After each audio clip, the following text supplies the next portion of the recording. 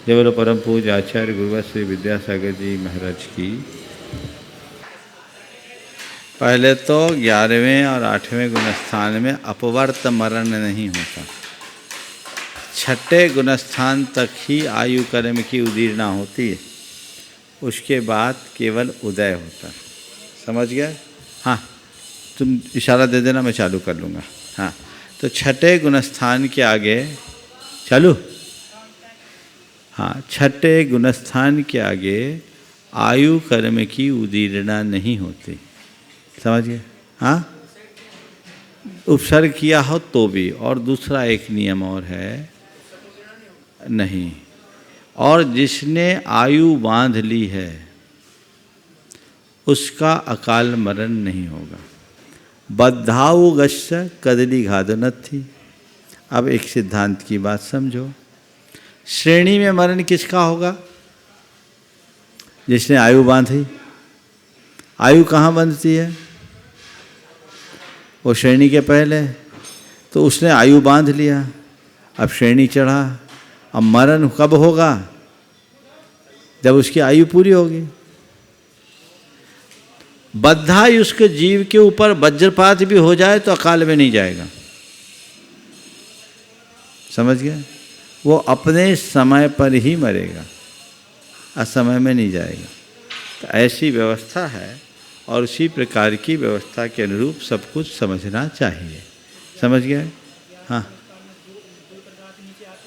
हाँ हाँ, दो कारण हैं, अद्धाक्षय और भवक्षय। अद्धाक्षय का मतलब उनका समय पूर्ण हो जाए, उपशम का काल पूरा हो तो नीचे आए। अभवक्षय यानी उनकी आयु का क्षय हो जाए तो नीचे आए। तो जैसे आयु का क्षय होगा देव पर्याय में जाएंगे, चौथा गुणस्थान आएंगे। वहाँ और दूसरा कोई गुंजाइश है नहीं, चौथे में आए। चले आगे। हम लोग कहाँ थे? 801 सीख करना होगा ना। संसार हो गया था, एकत्व भी हो गया था अन्यत्व अनुपेक्षा से। शरीरात अन्यत्व चिंतनम अन्यत्वानुपेक्षा। शरीर से आत्मा की भिन्नता के चिंतन का नाम अन्यत्व अनुपेक्षा है। शरीर से भिन्न आत्मा, मैं अलग हूँ, देह अलग है, कैसा चिंतन करना? तद्यथा बंधम प्रति एकत्वे सति अपि लक्षण भेदात अन्यो अहम ऐन्द्रियकम शरीरम अतीन्द्रियो अहम। कि बंध की अपेक्षा एकत्व होने पर भी लक्षण के भेद से मैं कर्म से भिन्न हूँ। ये शरीर इंद्रियमय है, ऐन्द्रियक है। अतीन्द्रियो अहम, मैं अतीन्द्रिय हूँ। अज्ञाम शरीरम ज्ञो अहम। ये शरीर अज्ञानी है और मैं ज्ञानी हूँ। अनित्याम शरीरम नित्योहम। ये शरीर अनित्य है और मैं नित्य हूँ। आद्यवंत शरीरम अनाद्यनंतो अहम। ये शरीर आदिमान और अंतमान है। शरीर की उत्पत्ति और शरीर का विनाश होता है। मैं अनादि अनधन हूँ, मेरी ना उत्पत्ति हुई ना मेरा कभी विनाश होगा। मैं अजर अमर अविनाशी हूँ। इस प्रकार का चिंतन, तू चेतन, यह देह अचेतन, यह जड़, तू ज्ञानी, मिले अनादि, यतन ते बिछड़े, ज्यों पैर अरु पानी। इस प्रकार के चिंतन का नाम अन्यत्व अनुप्रेक्षा है। पर रब से भिन्न आत्मा के स्वरूप का चिंतन करना अन्यत्व अनुप्रेक्षा है। और अपने आप को एक गायक स्वरूप मानना, सोचना, भावना भाना, एकत्व अनुपेक्षा। मैं अकेला हूँ ये एकत्व, और मैं अलग हूँ ये अन्यत्व। मैं अकेला हूँ ये एकत्व, और मैं सबसे अन्य अलग हूँ ये अन्यत्व। समझ गए? तो इस प्रकार एकत्व अनुप्रेक्षा और अन्यत्व अनुप्रेक्षा की बात हुई। और देखो क्या कह रहे हैं, बहुनी में शरीर सत्सहस्राणि अतीतानि संसारे परिभ्रमत।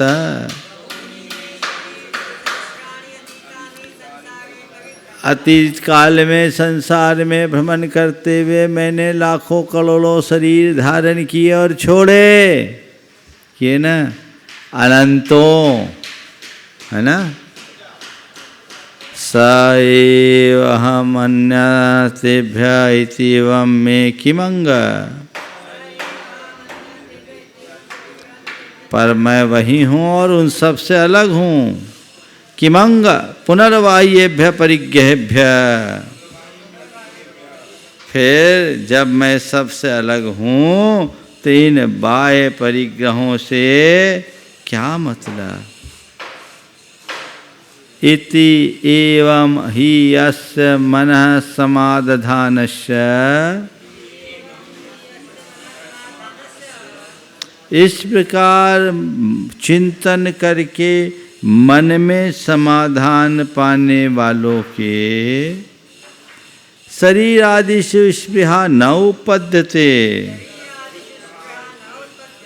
उनके लिए शरीर आदि में कोई स्पृहा नहीं होती। ततः तत्वज्ञान भावना पूर्वके वैराग्य प्रकर्षे सति आत्यंतिकस्य मोक्ष सुखस्य अवाप्तिर्भवति। तत्वज्ञान की भावना पूर्वक वैराग्य की प्रकर्षता होने पर आत्यंतिक मोक्ष सुख की प्राप्ति होती है। तो ये अन्यत्व भाव है, समझ गए। सबसे भिन्न अपने आत्मा के स्वरूप के चिंतन का नाम अन्यत्व अनुप्रेक्षा है। चले आगे। अन्यत्व भावना की, अन्यत्व भावना तो एक मिथ्या दृष्टि भी भा सकता है। भावना तो कोई भी भा सकता है, अपने आप को अलग भाना, लेकिन जब उसके भीतर सम्यक दर्शन होगा तो उसके जीवन की विशुद्धि का विशेष कारण बनेगा। मिथ्या दृष्टि यूं ही अटका रहेगा, कुछ नहीं, कुछ नहीं। अब असुचि भावना, क्या क्यों नहीं करेगा। एकत्व की, अनित्यता की ये चिंतन, बड़ी भावनाएं जो है बड़ी स्थूल है, बस शुद्ध आत्मा की अनुभूति उसे नहीं होगी।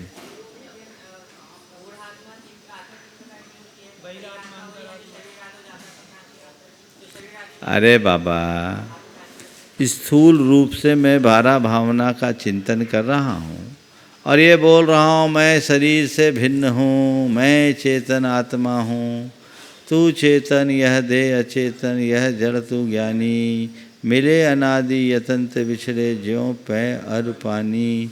और मेरे लिए शरीर में मच्छर काट रहा है, दांत काट रहा है, मुझे घानी में पेला जा रहा है, मैं उप नहीं कर रहा हूँ। तो क्या मैं सम्यक दृष्टि पक्का हूँ? अभव्य को भी ऐसा हो सकता है। हाँ, नहीं, अनुभव में आया, लेकिन जैसा अनुभव होना था वैसा नहीं आया। सद्दहदी पत्ते दिए, रोचे दिए, पुनो विफासेदीय, धम्मम भोग निमित्तम नहुतम तस्य कम्मक्षय निमित्तम। श्रद्धान करता है, प्रतीति करता है, रुचि करता है, उसका बार बार स्पर्श करता है। किसके लिए? भोग के लिए। नहुदु तम तस्य कम्मक्षय निमित्तम, वो कर्म के क्षय के निमित्त कुछ नहीं करता। तो उसके भीतर मिथ्यात्व का ऐसा गाढ़ संस्कार होता है कि उसे खुद पता नहीं चलता। उसके उपदेश सुनकर के कईयों को सम्यक दर्शन हो जाए, उसकी चर्या देखकर कईयों का जीवन तर जाए, उसके शिष्य केवल ज्ञान पा जाए और वो वहीं अटका अभव्य है। अब बोलो, परिणाम बहुत सूक्ष्म है। तो ये सोच लेना कि मैंने 12 भावना भाली, बार बार 12 भावना भाली तो मुझे सम्यक दर्शन हो गया। तो अभी तक तो लाइन लग जाती सम्यक दृष्टियों की।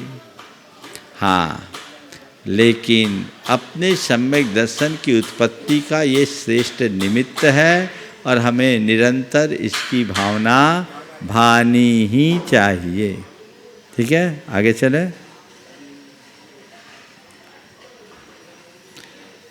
शरीरम इदम अत्यंत अशुचि योनि। अशुचि भावना क्या है? शरीर की अशुचिता या अपवित्रता का चिंतन करना। अब अन्यत्व से अपने शरीर के निकट आए तो शरीर मेरे निकट है लेकिन पवित्र नहीं है, तो यह शरीर अत्यंत अशुचि का योनि है, यानी जन्म देने वाला है। सब प्रकार की अशुद्धि यहीं से होती है। और शुक्र शोणित अशुचि संवर्धितम, शुक्र और शोणित रूप अपवित्रता से जो बढ़ता है। फिर क्या? अवस्करवत अशुचि भाजनम, शौचालय की तरह जो अपवित्रता का भाजन है। जहाँ गंदगी हो, शौचालय की तरह सब कुछ तो यही है। और त्वक मात्र प्रच्छादितम, जो खाल मात्र से ढकी हुई है। ऊपर की चमड़ी की एक परत, मक्खी के पंख जैसी पतली परत निकल जाए तो अपने ही शरीर से व्यक्ति को घिन आने लगे। फिर क्या है? अति पूति रस निस्संदी, जिसके अंदर से अत्यंत दुर्गंधी का झरना झर रहा हो। नौ द्वार बहे घिनकारी, असी देह करे कि मैं यारी, है ना? इसके पहले की लाइन क्या है? मल पल रुधिर राध मल थैली, की कस विश्वादित मैली। नव द्वार बहे घिनकारी, असी देह करे किम यारी। पल रुधिर राध, पल यानी मांस, रुधिर यानी रक्त, राध यानी पीप मवाद, मल की थैली और कीकस पीप, कीकस पीप हड्डी का मज्जा, वशा चर्बी, कीकस का पीप भी होता है, पीप, उनसे जो थैली बनी हुई है, कीकस मवादिते मैली, उससे मलिन है। और नौ द्वार बहे घिनकारी, असी देह करे कि यारी। ऐसा चिंतन, और क्या करें? श्रोतो विलम अंगारवत आत्मभावम आश्रितम अपि आसु एव अपादयति।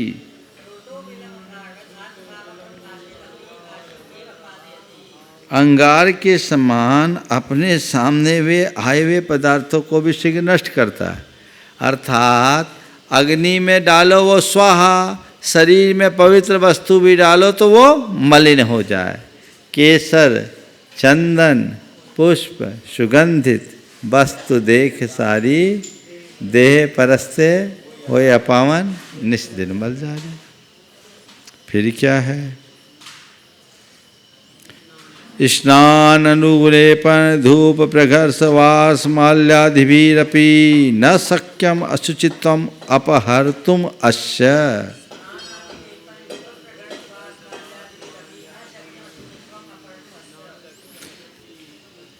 स्नान करो तो भी शरीर निर्मल नहीं होगा, अनुलेपन करो, उपटन लगाओ तो भी शरीर निर्मल नहीं होगा, धूप डालो तो भी नहीं, प्रगर्शन करो, सुवासित द्रव्यों को घिसो तो भी नहीं, वास कोई सुगंधित वस्तु लगाओ तो भी नहीं, माला आदि के द्वारा भी इसकी अशुचिता को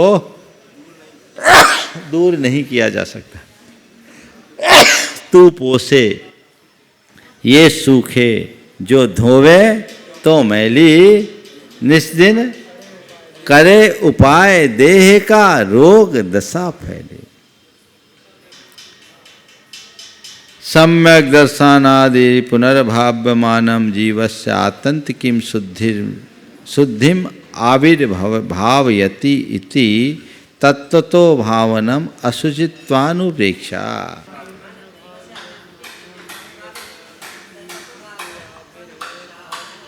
सम्यक दर्शन आदि के द्वारा बार बार सम्यक दर्शन आदि को भाने से जीव को आत्यंतिक शुद्धि प्रकट होती है। इस प्रकार का चिंतन करना असुचि अनुपेक्षा। स्वभाव तो शुचौकाये रत्नत्रये प्रवर्तते।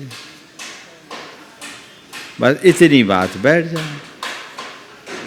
एवं ही अस्य संस्मर्तः शरीर निर्वेदो भवति। इस प्रकार का चिंतन करने से उसका शरीर से वैराग्य होता है। और क्या होता है? निर्विन्नश्च जन्मोदधि तरणाय चित्तम समाधत्ते। और जब वैराग हो जाता है तो जन्म सागर को पार करने के लिए अपना मन बनाता है। चित्तम समाधत्ते, उसका चित्त लगता है। अब बात आई आश्रव भावना की। आश्रव, संवर, निर्जरा, ये तीन भावना है, उसकी चर्चा आगे कर। हाँ दोबारा पढ़ो, रोज पढ़ना चाहिए। आश्रव संवर निर्जरा पूर्वोक्ता अपि इहि उपन्यस्यन्ते तद्गुण दोष भावनार्थम। यद्यपि आश्रव संवर और निर्जरा मैंने पहले बता दिए, लेकिन फिर भी इनकी पुनः चर्चा करते हैं। क्यों? उससे संबंधित गुण और दोष को बताने के लिए। तद्यथा आश्रवा इहि अमूत्र अपायुक्ता महानदी स्रोतो वेग तीक्ष्णा इंद्रिय कषायाव्रतादय। आश्रव क्या है? यही लोक और परलोक में अपायुक्त है, यानी दुखदाई है। महानदी स्रोतो वेग तीक्ष्णा, महानदी के प्रवाह के वेग के समान अत्यंत तीक्ष्ण है। और इंद्रिय कषाय अव्रत आदि हैं। ये इंद्रिय रूप है, कषाय रूप है, अव्रत रूप है। ये हमारे लिए दुख के सागर को बढ़ाने वाले हैं। तत् इंद्रियाणि तावत स्पर्शनादीनि। इंद्रियादिक तो स्पर्शनादिक है। और एक एक इंद्रियों में वनगज, वायस, पन्नग, पतन, हरिणादीन। बोलो, हरिणादीन व्यसनार्णव अवगाहयन्ति। जैसे वनगज हाथी हथनी के मोह में, स्पर्श के मोह में अपना विनाश करता है। वायस कौवा मांस के मोह में अपने आप का विनाश करता है। और पन्नग सांप गंध के चंदन में लिपटकर अपने प्राण खोता है। पतंग रूप के मोह में आग में झुलस जाता है।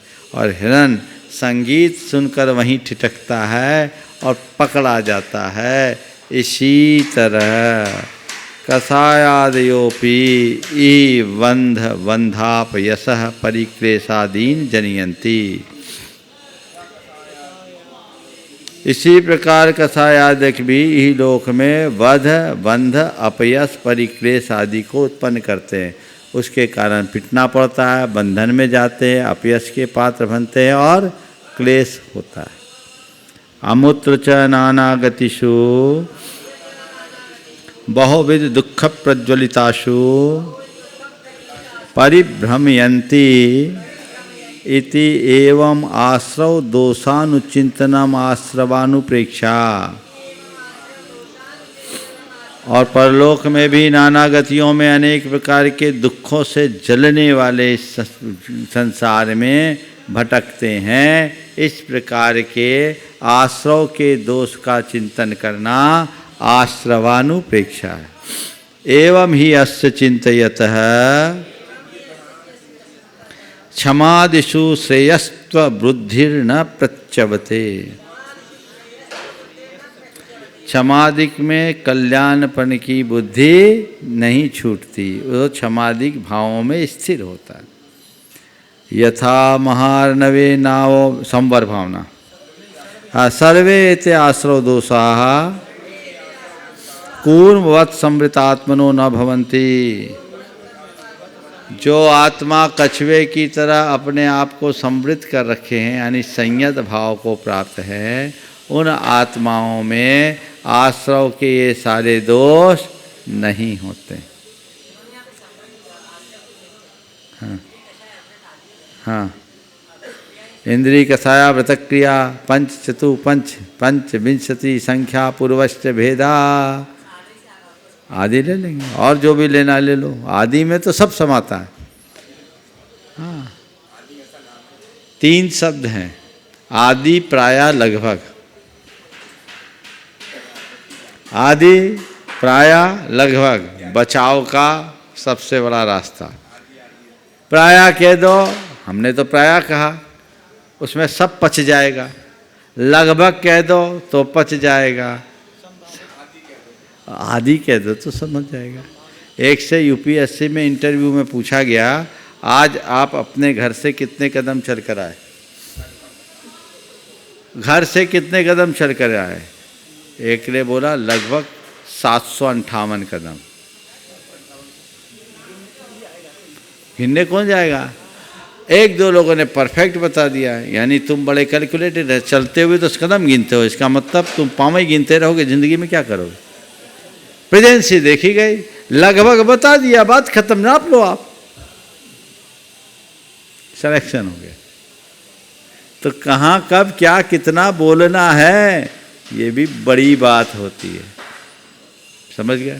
आगे देखिए।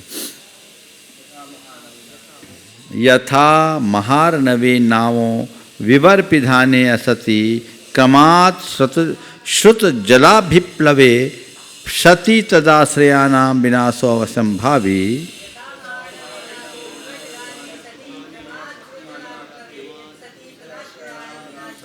जैसे किसी महासागर में कोई नाव हो, उसके विवर ढके ना हों, तो क्रम से श्रुत जल अभिप्लवे, रिसने वाले जल के भर जाने से, थोड़ा थोड़ा घुस रहा है रस, तदाश्रयानाम विनाशोऽवश्य भावी। नाव में पानी भरेगा तो नाव डूबेगी कि नहीं? और नाव डूबेगी तो जो नाव में सवार है और नाव में जो सामान है वो डूबेगा कि नहीं? तो उसके आश्रित व्यक्ति और वस्तु सबका विनाश अवश्यंभावी है। छिद्र पिधाने च निरुपद्रवम अभिलषित देशांतर प्रापनम। और उसके छेद को बंद कर दें तो बिना किसी उपद्रव के वो अपने वांछित स्थान तक पहुंच जाता है। तथा कर्मागम द्वार संवरणे सति नास्तस्य प्रतिबंध इति।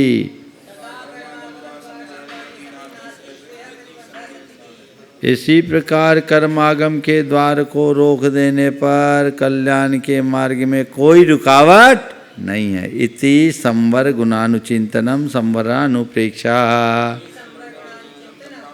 इस प्रकार संवर के गुणों का अनुचिंतन करना संवरानुप्रेक्षा है। एवं ही अस्य चिंतयतः संवरे नित्य उद्युक्तता भवति। संवर में उसके मन में नित्य उत्साह बना रहता है। ततश्च निश्रेयस्पद प्राप्ति रीति। उसके बाद उसे कल्याण के पद की प्राप्ति होती है। अब निर्जरा ले ले 2 मिनट में। निर्जरा वेदना विपाक है इति उक्तम निर्जरा का मतलब क्या है? वेदना के विपाक का नाम निर्जरा है, हम पहले क्या है? साद्वेदा बुद्धिपूर्वा कुशल मूला चेती। वह दो प्रकार की, अबुद्धिपूर्वक होने वाली निर्जरा और कुशल मूला। अबुद्धिपूर्वा यानी अपने आप से विपाक होने पर, और कुशल मूला यानी पुरुषार्थ पूर्वक। उसमें भी नरकादिषु तत्व नरकादिषु कर्म फल विपाक जा बुद्धिपूर्वा स अकुशलानुबंधा। नरकादि गतियों में कर्म के फल के विपाक से जो निर्जरा होती है, अबुद्धिपूर्वा निर्जरा होती है, और अकुशलानुबंधा है, यानी कर्म की निर्जरा तो हो रही पर पाप का बांध कर रही है। लेकिन परिसह जय कृते कुशल मूला, लेकिन परिसहों को जीतने पर जो निर्जरा होती है वो कुशल मूला होती है। सा द्वेधा, सा शुभानुबंधा निरानुबंधा चेती। वह शुभानुबंध वाली और निरानुबंध वाली। कुशल मूला यानी पुरुषार्थ पूर्वक की जाने वाली निर्जरा। उसमें एक ऐसी निर्जरा है जिसमें साथ ही से निर्जरा पुण्य का बंध भी हो रहा है, और दूसरे में केवल निर्जरा हो रही। इति एवं निर्जराया गुण दोष भावनम निर्जरा अनुप्रेक्षा।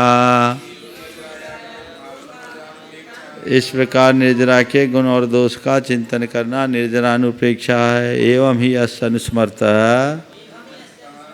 कर्म निर्जरायै प्रवृत्तिर्भवति। इस प्रकार के गुणों का अनुस्मरण करने से कर्म की निर्जरा के लिए ही प्रवृत्ति होती है, अन्यत्र नहीं होती। ठीक है? हाँ हाँ। अरे उधर तो ध्यान का फल पाया है। हाँ। वहाँ बंध नहीं है, केवल निर्जरा है। जो कर्म है झड़ रहे हैं, पुंज के पुंज झड़ रहे, गुण श्रेणी निर्जरा हो रही है ना, तपस्या है, ध्यान तप का फल है उनको, इसलिए निर्जरा। बीत राखता ही तो सबसे बड़ा तप है। जावानी के ज्ञान ते सूझे लोकालोक, शोभानी मस्तक धरो सदा दे तो हो ढोक। हे जिनवानी भारती तो है जपो दिन रैन, जो तेरो शरणाग है सो पावे सुख चैन।